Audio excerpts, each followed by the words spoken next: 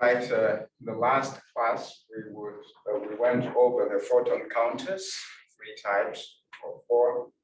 Just a reminder, the photon transducers, and I said from the physics background, if you know how silicon works and why silicon is used in the chips, all right, that we carry in our pockets and many other, and you should figure out, or you should have an idea on how the photon transducers work. Silicon photodiode transducers work on the principle of holes and electrons moving. So if you have a p-n junction here and you have holes and electrons, then an electron moves to fill the hole and then it leaves a positive charge. So usually if radiation impinges on the chip, for example, however, holes and electrons are formed in the depletion layer. So which simply means that they are swept through the device to produce a current. You create holes and as electrons move, okay? That's how the silicon works. But if you have something like gallium, group number 3A, then it works on the same principle, except it's the holes that are going to fill up the electrons. The important thing to note here is that photon transducers or photodiode transducers.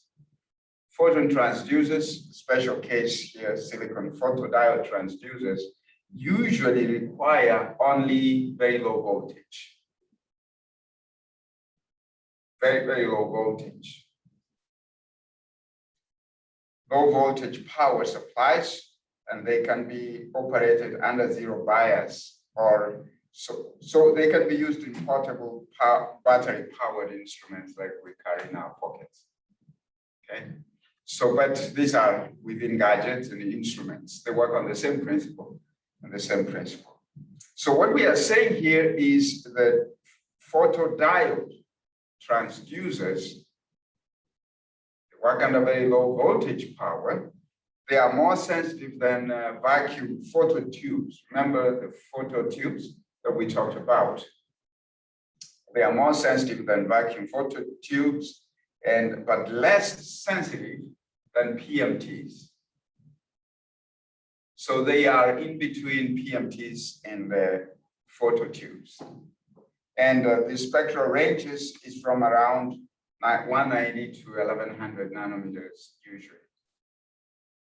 So that's what we said last time. You know how photomultipliers work, and when you can actually fry the PMTs. We said that from the last class. You don't want a lot of current on the PMTs from our last class. So this is the photon transducers. I just want to plug this in. The last thing here, I didn't quite feel that I mentioned that very efficiently.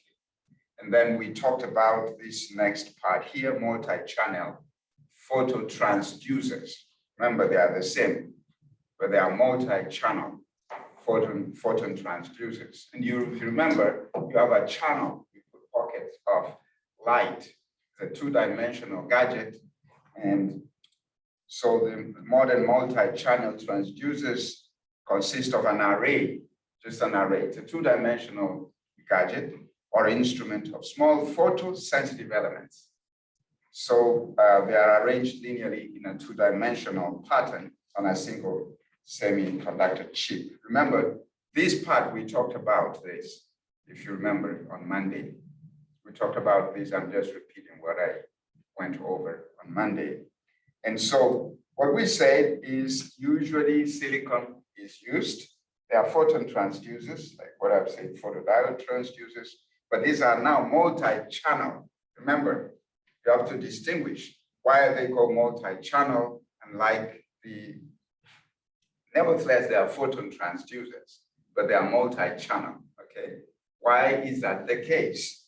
So you usually they have typically dimensions of a few millimeters on one side, or they contain the electronic circuitry to provide an output signal. from each of the elements. So what we mean by the elements, I'll show you the picture on what we mean by the elements. And for spectroscopic studies, a multi-channel transducer is generally placed in the focal plane. Remember when we dealt with the sun eternal monochromator, you have the slit that is going to the focal plane, all right? So you actually gated the wavelengths that go there.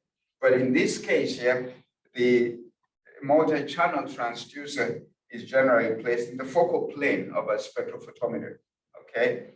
So that various elements of the dispersed spectrum can be transduced and measured simultaneously. Remember what we say, every light is going to, depending on that's an array, that is going to be sensitive to any one wavelength. And that light can be detected simultaneously. And so then 3 types of multi-channel devices are used in commercial instruments: photodiode arrays, PDAs. We normally use in the UVVs spectral, in the UVVs, the HPLC, for example, or the UVV spectrophotometer. We usually have, normally, like when you did an experiment on HPLC, the detector is a PDA. Remember that or you don't? It's a PDA, photodiode array. If you look at those 4 panels, one of them which we turn on is a PDA. And the other one is a fluorescence detector. Does any one of you remember that? There are 4 boxes on the HPLC. One, there is a pump, all right? The next one is the auto sampler on the left-hand side, the way it sits in the lab. And on the other side, there are 2 of them. On the bottom, there is a column, all right? The column, the oven compartment, which contains the column. And then on top of it is a PDA. And above the PDA is the fluorescence detector. Remember that? So you have a chance and look at it. So this is photodiode arrays are commonly used in HPLCs, in UVVs type of instruments, charge injection devices, and CCD, charge coupled devices. And so for the charge transfer device, the first one, charge injection devices and charge coupled devices. So you notice for the charge transfer, it's important for multi-channel dispersion or detection. Spatially, it offers spatial resolution. It's a 2-dimensional array. And the sensitivity, as we have already said this, the sensitivity approaches the PMT. PMT is more sensitive. And an entire spectrum can be recorded as a snapshot without scanning. That's why it's a 2-dimensional device or a detector. Remember, for the monochromator, you have to scan it, right? Remember, monochromator scans wavelengths. Remember that? Miss Grace. Do you remember that? Monochromator, you have to remember those blazes for you to choose the correct wavelength. You have to rotate it. Does that make sense now? Okay, you rotate the monochromator in order to choose all the wavelengths simultaneously. You have to keep rotating it. But in the case of the photodiode transducers, in case of a charge transfer device, very specifically, and the PDAs, you don't have to rotate them. The wavelengths are automatically recorded. You are not scanning it. All the wavelengths can be put into the pockets of the arrays. That's why it's called an array. So then you can integrate the signal as the photon strikes the element. We keep talking about this element. Each pixel, which consists of 2 conductive electrodes, is usually over an insulating material such as silicon dioxide. And an insulator separates electrodes from the n-doped. N-doped, what does n-doped mean? P-doped, n-doped, what does that mean?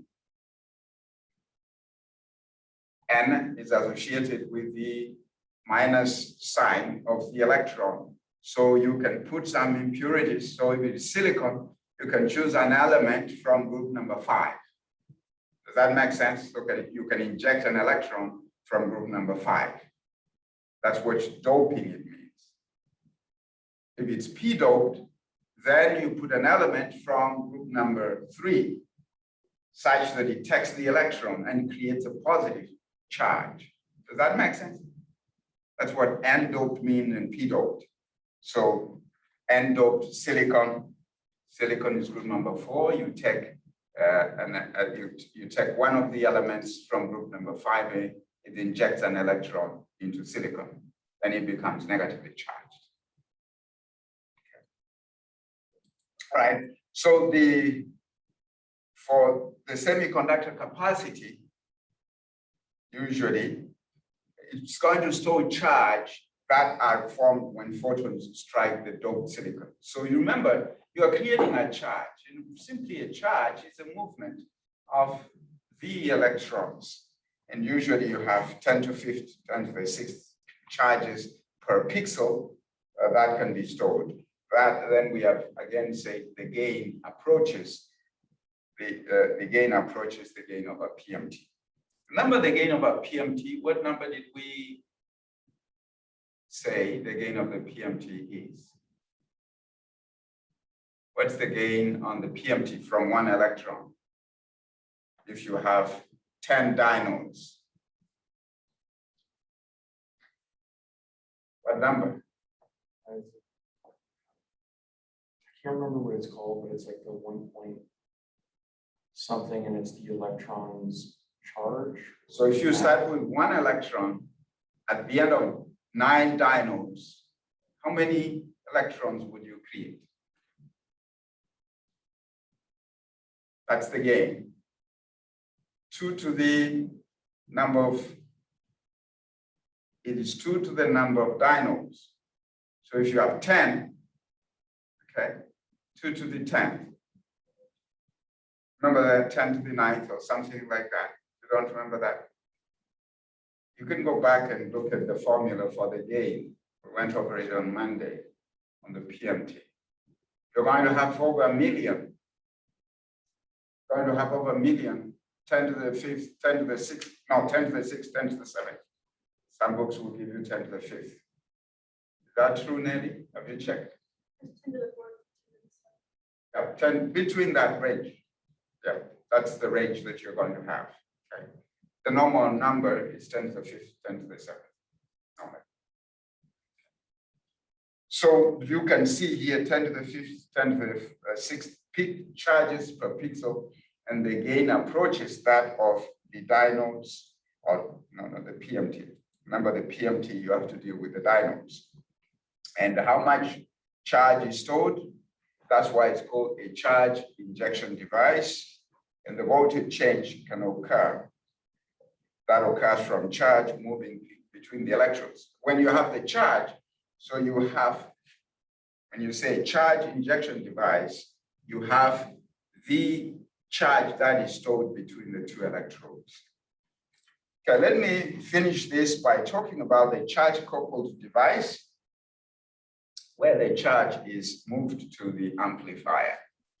So that's the charge coupled device. It's coupled to the amplifier, and it becomes a charge coupled device. In real life, usually you have camcorders and those kinds of devices have CCDs, all right? Charge coupled devices, that means you have an amplifier.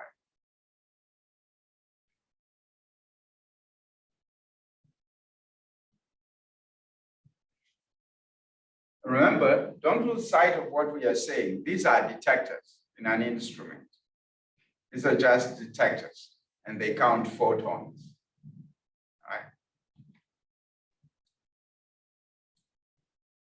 Now, the last thing I want to talk about, which I said from last time, this is what I needed to talk about, and we are done, is the thermotransducers.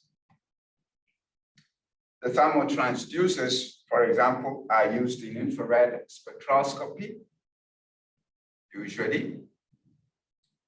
And phototransducers are not applicable in infrared. Remember the range for phototransducers? What's the range, the wavelength range within which they operate? I mentioned a number not long ago. Step back a few. Yes, 190 to 1100. So that's the limitation for the phototransducers. But you see, infrared extends farther, right? It extends farther. So there is a limitation there for if you are going to use the phototransducers. They are not applicable in infrared because the photons in this region lack the energy to cause the photo emission of electrons. Remember, if you have, for example, beyond 1100 wave numbers, remember 1100 wave numbers,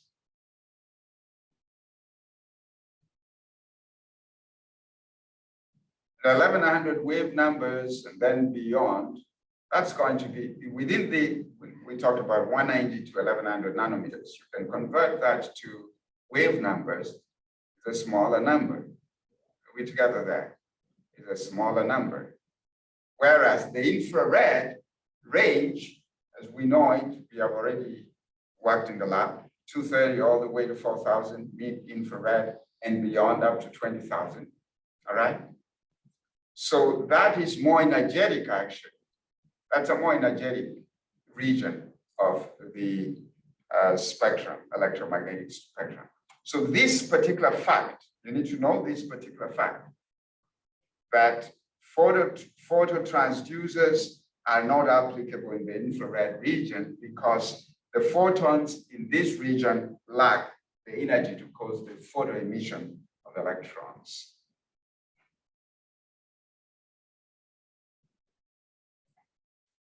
So therefore, the thermotransducers are necessary. Thermotransducers usually are either thermocouples and bolometers, which work on the basis of thermistors.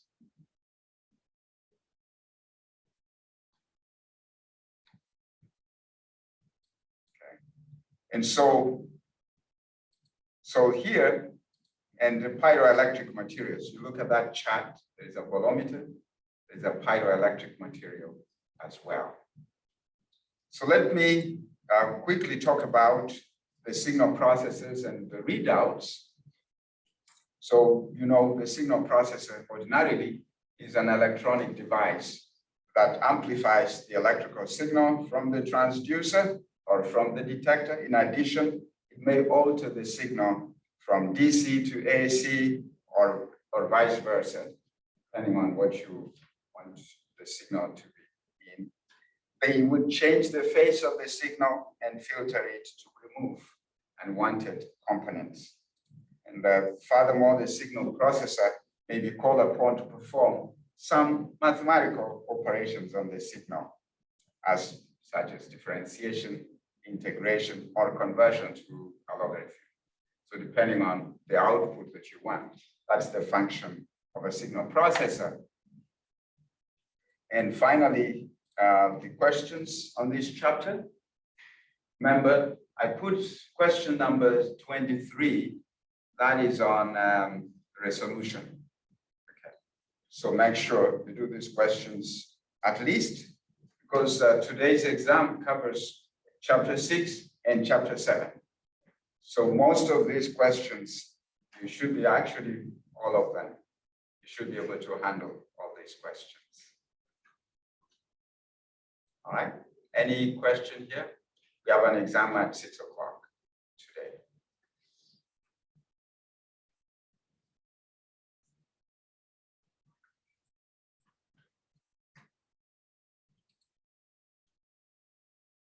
Is the chapter 8 the regular chapter 8 or chapter 8.1? 8 regular. Yes. Both contain similar information actually, but let's use 8. I'll use 8 because, all right. Here are some questions.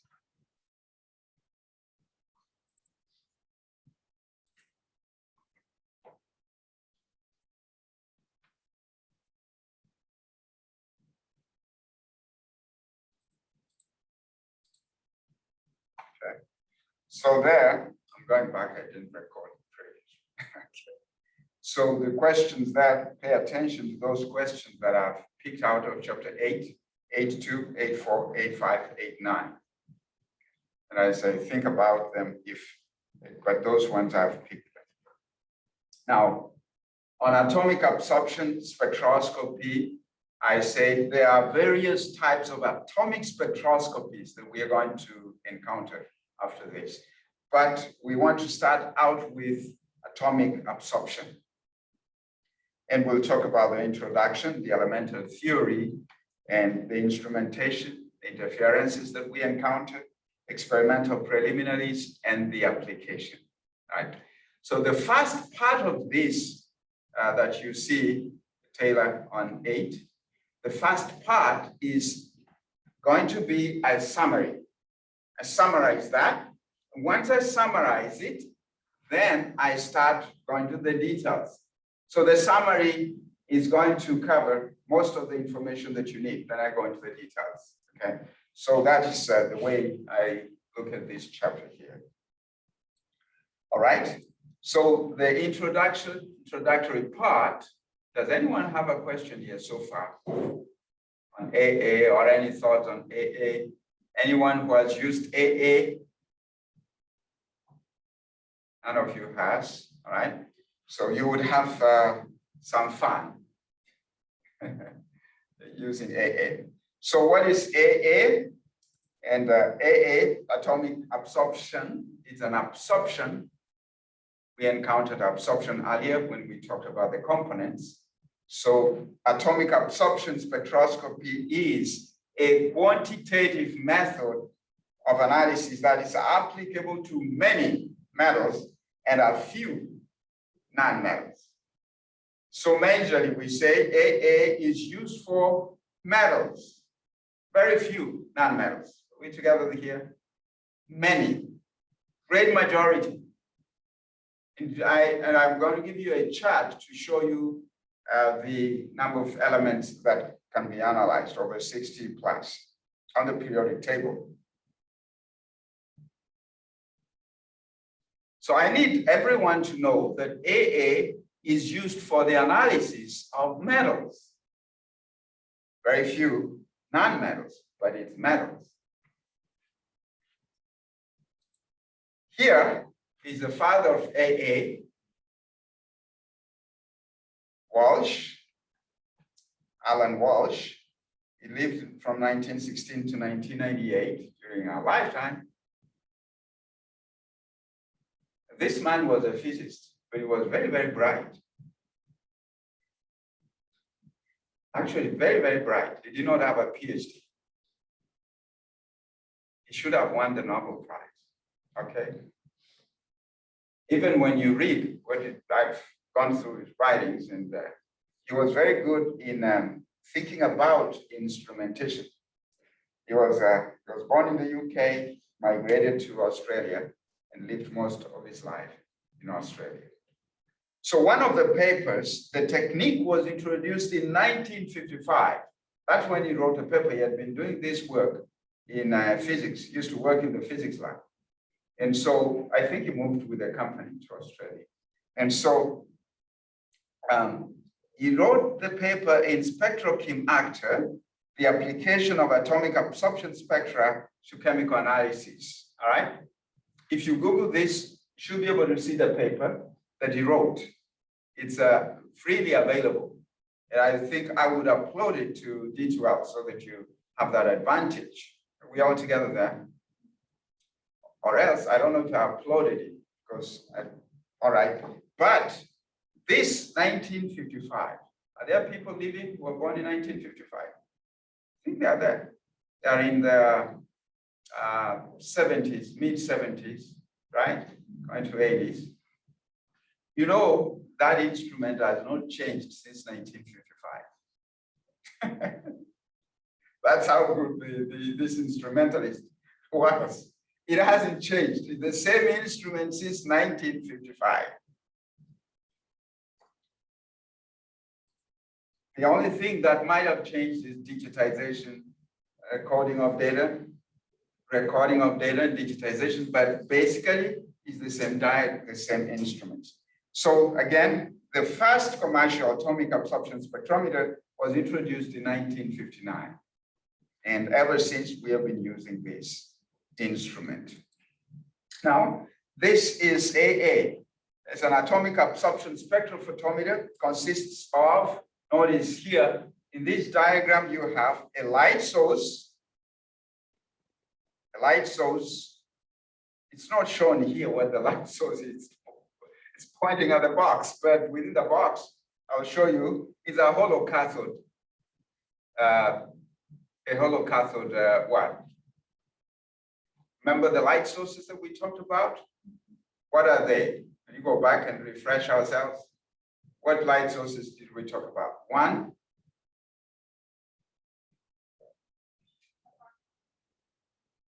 What? The argon lamp? Please say. The argon lamp? The argon lamp? The tungsten lamp? Deuterium. We're talking of, okay, that's fine. Those are light sources, argon lamps, deuterium lamps. Those give a continuum. Oh, line source. These are line sources. So lasers. Little lasers. Okay. So, yes. Lasers. Yes, lasers are line sources. What are the others? The hollow cathode lamp. Any other?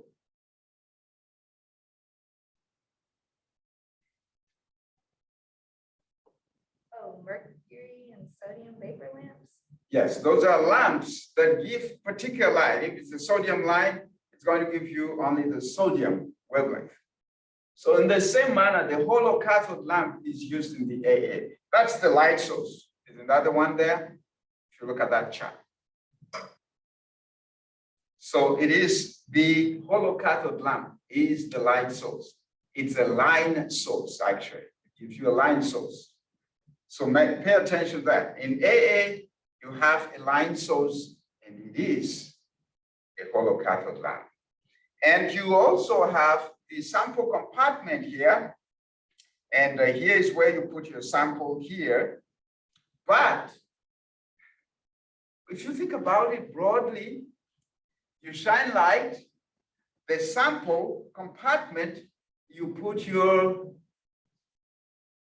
aspirate your sample. We say you aspirate your sample. Here you see the holes here. You aspirate your sample of a given concentration, then you put it in the flame. You put it in the flame. The point I want to say is a flame is the sample holder. In all other experiments we have done, you either have a cuvette as your sample holder, all right? In the HPLC, you have a vial as your sample holder, UV, a cuvette, all right? In the infrared, what was your sample holder? The two things, either the abrasive pad or the KBR pellet. So together with that, then you put it into what holds that in place, all right? So you must have something that holds the sample, but not so with the A. What holds the sample is the flame. So the flame is the sample holder, the AA. You said flame? Yes, the flame, as you see it here. And it holds it. Yes. So you are thinking, oh, it needs to be there. Yes, it's true. It aspirates it, and the flame, as it burns, it contains your sample of a given concentration. And you shine light onto it, then the light is absorbed. So the flame is the sample holder. So we're burning a sample of light through the flames? Or the flame literally holds up our sample? The flame literally holds your sample. You are actually, the way it happens, as I go to the details, you are going to have the sample in a vapor, then you vaporize it. Then once it vaporizes it, it stays in the flame there.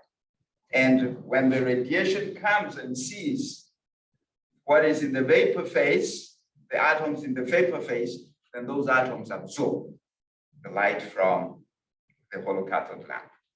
Are we going to be able to see this, or does it have to be closed to where we can't? You're going to see it. Yes, you're going to see it, and it will be clear that it is the sample holder. Right? That's one thing people might miss. You might think this is the sample holder. The beaker is the sample holder. No, it holds the sample just before it is aspirated into this sample compartment. You can see that. And so then from there, you have a detector, you have a monochromator there. And so you would see this. Those of you do the first experiment, second experiment, all of us will be able to see. Those are the details I would like you to write. So what's AA? Now, again, a much larger amount of the gaseous metal atoms, there is the, Mr. Brock, what you're asking. A much larger amount of the gaseous metal atoms will normally remain in the ground state. All right, but what absorbs the light are the metal atoms in the excited state. So here's the point. The metal atoms are excited. I want people to get hold of that. It is the metal atoms that are excited. It's the metal atoms that absorb the light. And so these ground state atoms are capable of absorbing radiant energy of their own specific resonance wavelength.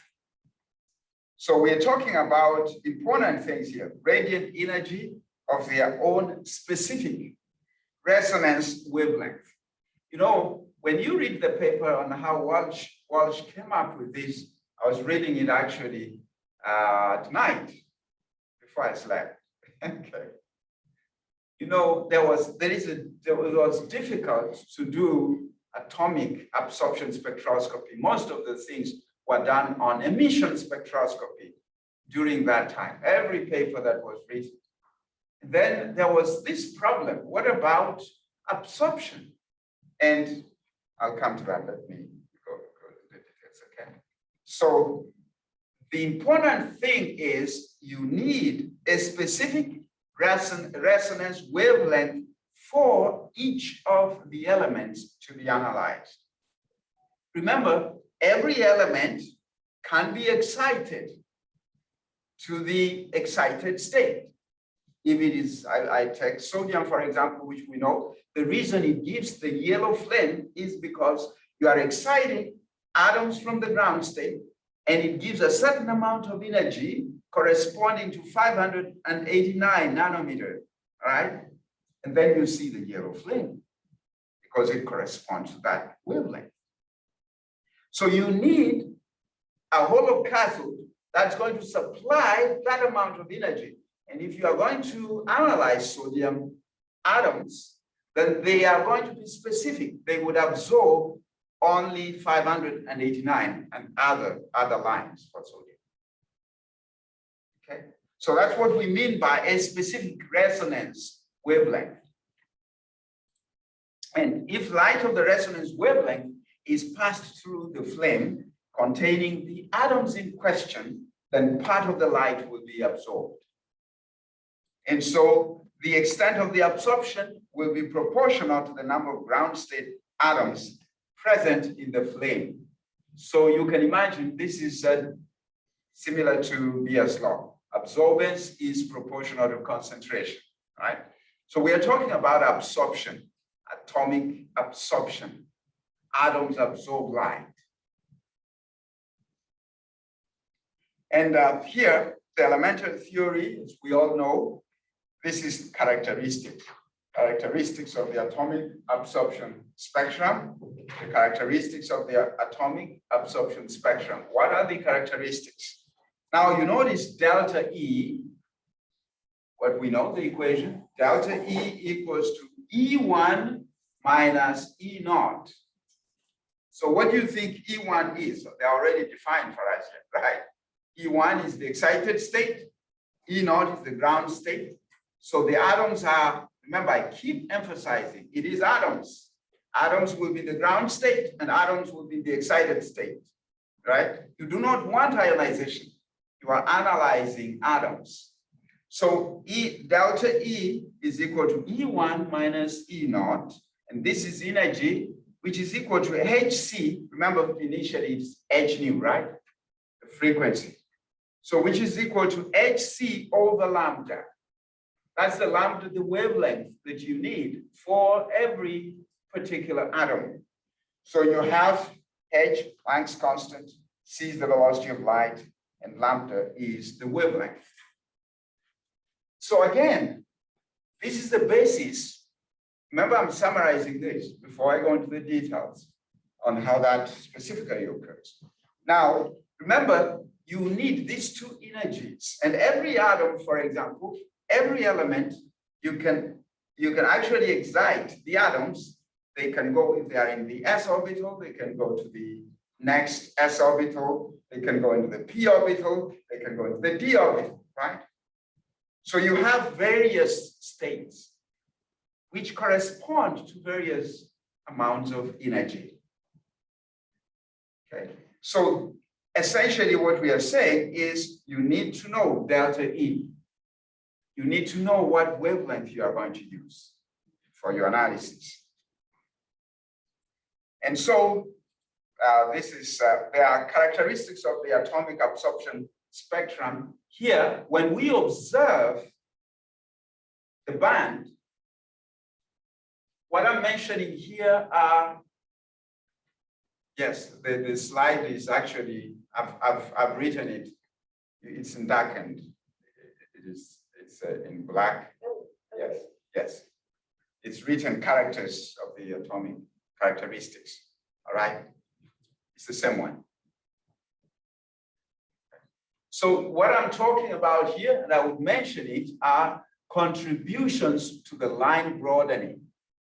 The line that you see broadens. There are about 3 factors that make the line broaden a little bit, okay? So one of them is natural broadening, which is determined by the lifetime of the excited state and the Heisenberg's uncertainty principle, which is in the order of 10 to the minus 5 nanometers. What you're seeing here is you excite the atom and you see a line, all right? And when you see the line is not a single line. It can broaden because that particular atom, the excited state atom, you don't know where it is. So it broadens the line that you observe. That's what we are saying here. Natural line broadening because of the lifetime of the excited state and Heisenberg's uncertainty principle. You don't know where it's located, neither do you know how long it stays in the excited state. So, but generally that has been measured. It is in the order of 10 to the minus 5 nanometers. Then we have Doppler broadening. You know what Doppler broadening is?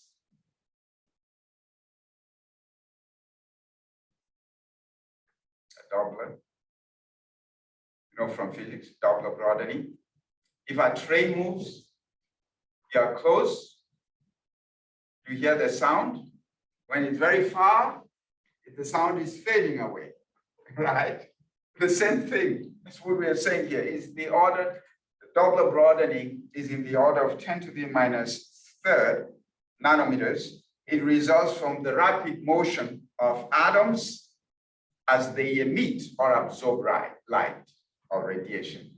So they are emitting it, they are emitting the radiation, and those atoms are in motion. So Doppler broadening results from the rapid motion of atoms as they emit or absorb the radiation. So these are contributors to the line that you see. It's not just one single line. The band broadens. Number 3 is collision of broadening. What do you think collision of broadening will be?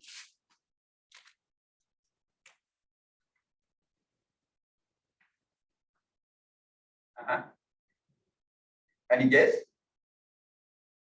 These atoms collide with one another. So that's collision of, if you take the cross section. So the collisions between atoms and molecules in the gas phase lead to the activation of the excited state and thus broadening of the spectral lines. So all these are factors that we have said. And we have only mentioned 3 factors that contribute to the broadening of the line. Instead of seeing only one single line, you're going to see that a band, you see a band broadened a little bit. If it's 589, you'll see 589 plus or minus, okay? Then it's broadened as a result of these 3 things. Okay, and in the paper that I mentioned that Walsh wrote, you will see something like this. You see here, this is the broadening of the line. And you see delta nu. What is nu in this case? What is nu? What? Wave number, frequency? That's frequency. That's frequency. So for example, if you see a peak, the profile of the absorption line that you see, K naught is the maximum absorption coefficient, maximal absorption coefficient, K sub naught, and then delta nu, the half width as we have defined. We have defined the half width, and then K naught over 2, okay? Then you have nu naught is the central wavelength. So this is just the profile of the absorption line that you're going to see. And the relationship between absorbance and the concentration of the atoms, I want to emphasize, I'm just giving here an overview before I get to the details so that we have the whole picture in our mind. So it's the relationship between absorbance and concentration of the atoms is simply, it follows Beer's law. I don't know why we forget Beer Lambert. Just because it's the second person, don't get to mention Beer Lambert, we stick to Beer's law. Right? Two did the same thing, and they should be recognized equally. So Beer's law, and now notice what Beer's law. This is the intensity of the transmitted light. Actually, this is from physics. If you derive this equation from physics, it ends up in what we already know, the absorbance. Okay. So if we define the intensity of the transmitted light is equal to I naught, the intensity of the incident light signal, at that, this is I naught nu, the nu is that, they go together. The nu is that particular frequency times E exponential E raised to minus K B, I think this is a B here. You see that? Sub B, just like this. K sub B times L, and L is the path length of the flame. Okay. So A equals to log, and if you take the log of I naught over IT, just like we know P naught over PT, that's going to be equal to 0.4343 times KV. So we are saying here, this just follows Beer's law. It just follows Beer's law that absorbance is proportional to the concentration. That's all we're trying to say here. That paper, the equation is in that paper as well. So this is where we're taking the important information from that. It's a technical paper, and you may not follow all the details that it talks about. Yes. Nu is a frequency. Yes. The frequency at which is related to really lambda. It's a frequency, and you know the relationship between frequency and lambda. So I naught is the The instant instant radiation, at that specific. correct. Got it. And the IT transmitted after. So again, this I don't think I need to give you all these details. All right. Just people to be aware, all these details in this class, it's a senior class. So K, D, dV, see the integration? It's got to be equal to this from the mathematical, from math, it's got to be pi e squared over mc times f times n naught v. So delta v, you can see that. And so we notice there is one important parameter. The reason I'm presenting this to you is one important parameter, F. F is what we call the oscillator strength of the absorbing line. And one other thing that I need everyone to know is N naught. One of the questions, once I get there, we'll talk about N naught, the number of metal atoms per millimeter able to absorb the radiation. Simply say the number of atoms in the ground state. All right, the number of atoms in the ground state. How much of those atoms do you have in the ground state that are able to absorb the light and then excite them? Are we together there? Excite them. And we excite atoms. We don't excite ions in atomic absorption. All right. And so I mentioned one thing to make sure this is complete. The line width of an atomic spectral line is about 0.00 nanometers. The line width of an atom, the width of an atomic spectral line, and that was the difficulty that Walsh was facing. That's the difficulty that they were facing. It's very narrow. And so to measure the absorption coefficient of a line would require a spectrometer with a resolving power of 500. You're going to resolve peaks. You need a very high resolution.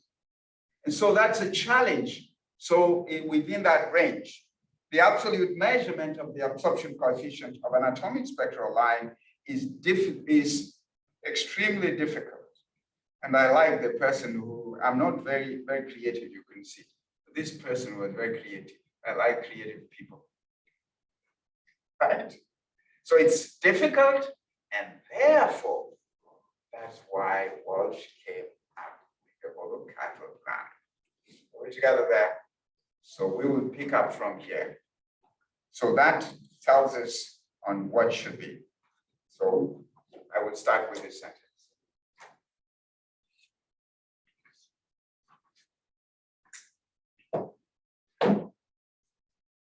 We have our